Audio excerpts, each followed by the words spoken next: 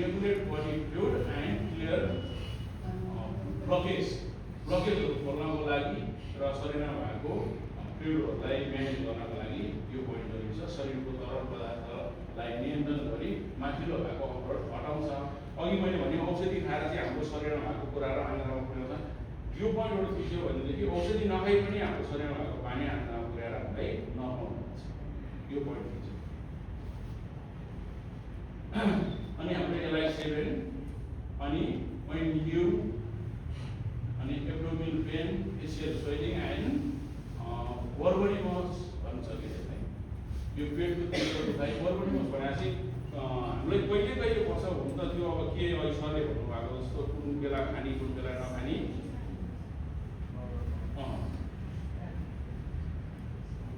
होइन त बाबु हो नि। वर्बोनिमस भनेपछि कोही बेला त खानाको तालमेल नमिल्दाखेरि पेट एकदम गुडगुडु गरेर चलेरै थाहा हुन्छ नि हामीलाई। हो त्यो चाहिँ त्यसलाई चाहिँ वर्बोनिमस उयो भन्नु। वर्बोनिमस भनेपछि के हो अनि हो त्यस्तो पेट गुडगुडु गरेर यताउति चलेर आएर भने नि यताउति चलिरहेको हुन्छ। कुनै कुनै बेला त्यस्तो हुन्छ। त्यस्तो भएको बेलामा हामीले यो 8 नम्बर कि 7 नम्बरलाई देख्न पर्यो होइन। एब्डोमिनल फेसियल स्वेलिङ फेस अलिकति बिहान उठ्दै मुखमा फेस सुन्निएको हुन्छ प्रायः जसो होइन। फ्रेस हुनुपर्ने तर बिहान उठ्दाखेरि मुख सुन्निरहेको हुन्छ। त्यस्तो बेलामा यो भइरहेको छ। अनि अर्को हामी LI8 sanguine lower abdominal distension and forearm pain। यो हाम्रो हात दुख्दाखेरि अनि यो लोअर एब्डोमिनल भनेको चाहिँ हाम्रो तलको पेटमा त्यस्तो प्रब्लम छ। त्यस्तो भयो भने चाहिँ हामीले यो 8 नम्बर पोइन्टलाई दिनुपर्छ। LI9 भनेको sanguine यो डबल परेछ। अनि shoulder elbow pain and internal discomfort भनेको आन्द्राको चादर हाम्रो रब आयो भनेदेखि हामीले यो 9 नम्बर पोइन्टलाई दिँदाखेरि त्यो राम्रो भयो।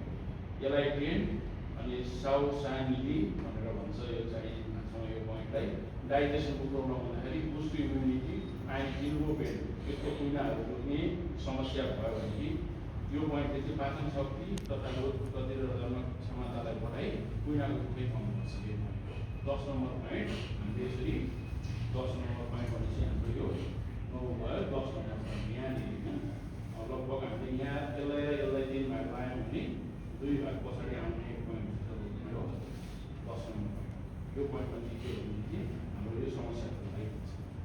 त्यो हेर्दै गर्दाखेरि एक एउटा प्रोटिन भयो तपाईँहरूले। अनि 11 नम्बरमा चाहिँ क्विजी भनेर भन्छ। यसलाई चाहिने यो पोइन्टलाई clear pure and treats skin disorder छालाको समस्या आउँदाखेरि अनिखेर क्लियर हिट भनेको शरीरभित्र अत्याधिक तातो गर्मी भयो हिट भयो भनेदेखि अनि ज्वरो आएको बेलामा यो 11 नम्बर पोइन्टलाई प्रेस गरियो भनेदेखि आन्तरिक गर्मी ज्वरो भएर छालाको छ। अब हामी 12मा छौँ। अनि यो reduce Ilbo pain and arm नर्भनेस कुइनाको दुखाइ अथवा हात झम्झाउने समस्या कम गर्छ।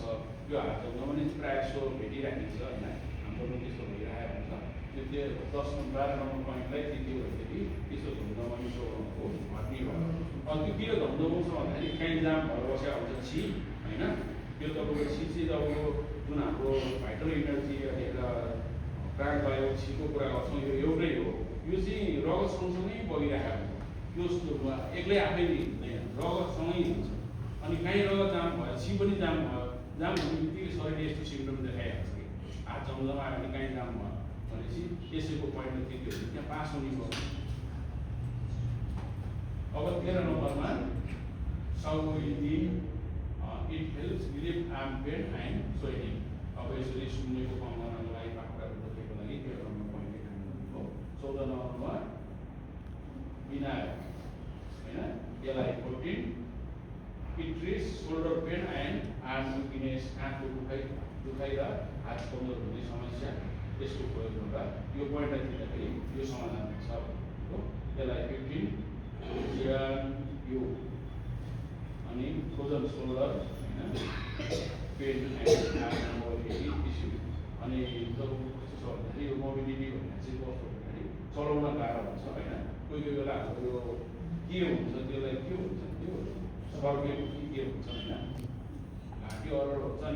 भन्दाखेरि यता कुरा गरिरहेको छ मुख यतै हुन्छ नि त्यस्तो हुन्छ नि त्यतिखेर हाम्रो यो परिस्थिति पनि फेरि मान्छेबाट नै फर्किन्थ्यो हुँदैन।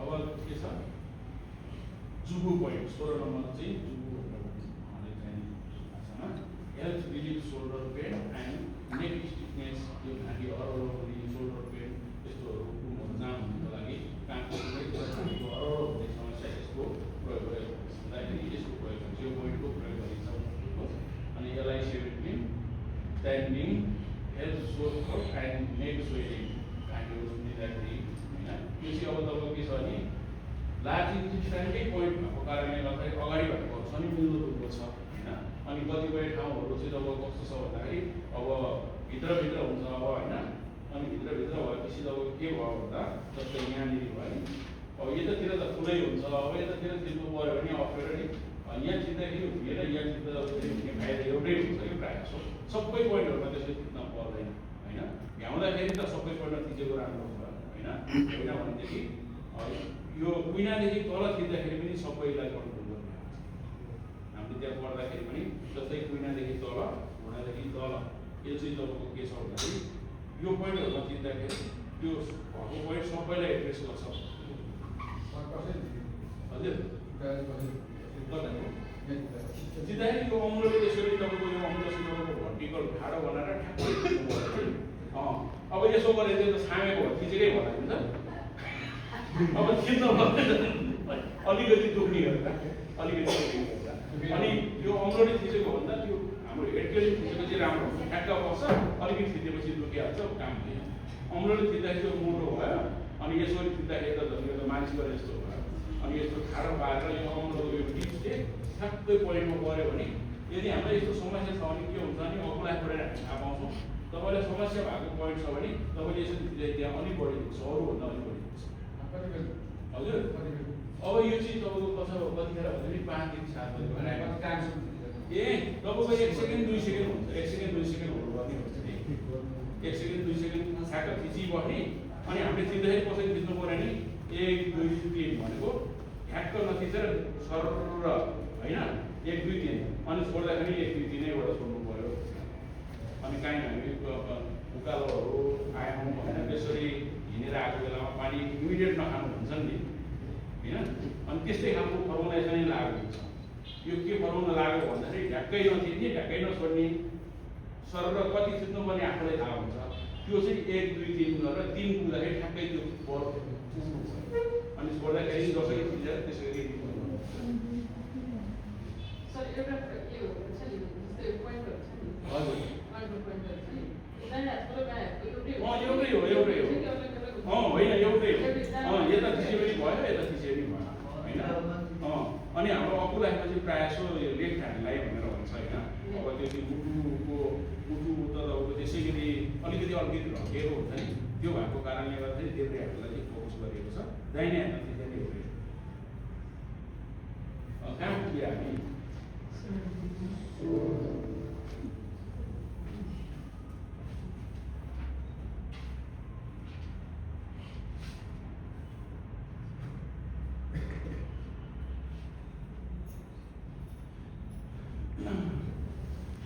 अब 17 नम्बरमा स्ट्यान्डिङ भनेर भन्यो health स्लोर throat and neck swelling यो जस्तै भने होइन यो एउटै पेन्ट्रीको पोइन्ट भएको कारणले जस्तै कुराहरू मिल्न आउँछ 18 नम्बरमा फुटु भनेर भन्यो पोइन्टलाई होइन यसो अलिअलि तपाईँले सकिन्छ भनेदेखि यो पोइन्टहरू पनि नामहरू अलिकति जुगु फुटु यो त होइन एकचोटि सुनेपछि फेरि भन्न सकिन्छ नि होइन जुगु भनेको 16 अनि फुटु भनेको 18 यसो सम्झिँदाखेरि पनि राम्रो हुन्छ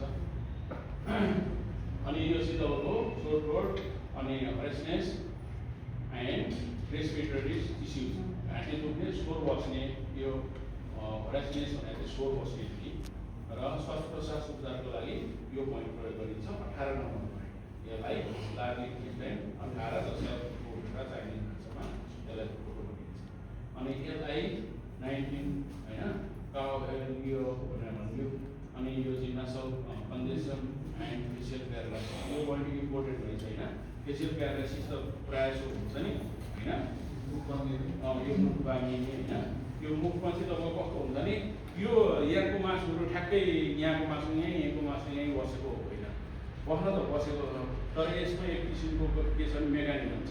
जस्तै यतापट्टिको इनर्जीले यतापट्टि तानिराखेको हुन्छ, यतापट्टिको इनर्जीले यतापट्टि तानिराखेको हुन्छ, यसरी तानिराखेको छ। अनि त्यो तान्दाखेरि ठ्याक्कै सेन्टर पर्ने गरी हाम्रो शरीरले नै ठ्याक्कै त्यो सेन्टरमा एउटा टेन्सन बनाइराखेको हुन्छ कि त्यो तान्ने नै हुन्छ। यता र यता दुईपट्टि तानेर सेन्टर भएको हाम्रो केस। बाइ द वे यतापट्टिले छोड्यो भनेदेखि यसले त तानिराखेको छ, अनि यो पेसी तपाईँको यतापट्टि आउँछ, त्यसलाई चाहिँ पेसियल प्यारालाइसिस भनिन्छ होइन। अनि हो त्यस्तो बेला नि यो पोइन्ट यो फुटु पोइन्टलाई के गऱ्यो भनेदेखि चाहिँ फुटु भन्दा नि यो 19 नम्बर होइन पेसियल प्यारालाइसिस 19 नम्बर पोइन्टलाई थिच्यो भने अनि फेरि त्यो यसले नसकेर छोडेपछि मासु यतापट्टि सोध्यो होइन, यो पोइन्टलाई थिच्यो भनेदेखि चाहिँ फेरि त्यो अहिले जस्तो पहिलाको जस्तो मेकानिजम हुन्छ र फेरि यतापट्टिको इनर्जी यता जान्छ अनि सेन्टर हुन्छ। यो त्यत्तिकै अडेको छैन, यसमा छ छैन। हजुर अनि अब हामी याङसियाङ भनेर पोइन्टमा पुग्यौँ।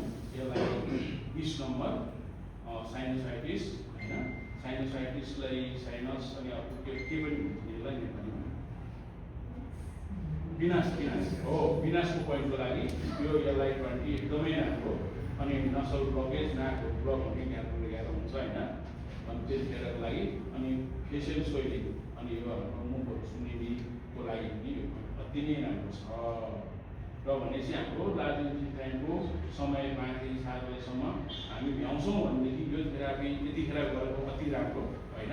यो चाहिँ भोक लागेको बेला खाना दिए जस्तो भयो, हाम्रो लार्ज इन्टेस्टाइन चलेर आएको छ, त्यतिखेर हामी थेरापी गर्नु हुँदैन, अरू बेला गर्दा पनि हुन्छ।